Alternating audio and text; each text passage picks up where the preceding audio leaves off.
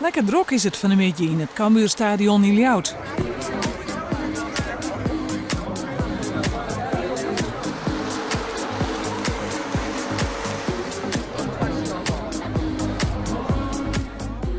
Wat is er zo leuk aan deze dag? Ja, dat je de spelers ontmoet en ja, je krijgt handtekeningen van ze.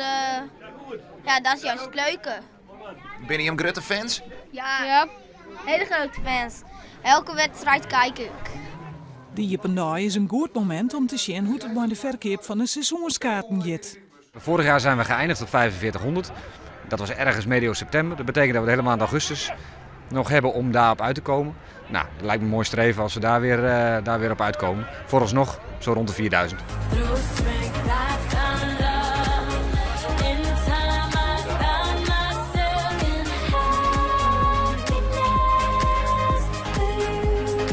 Je hebt het druk, maar even een kort vraagje. Ja, okay.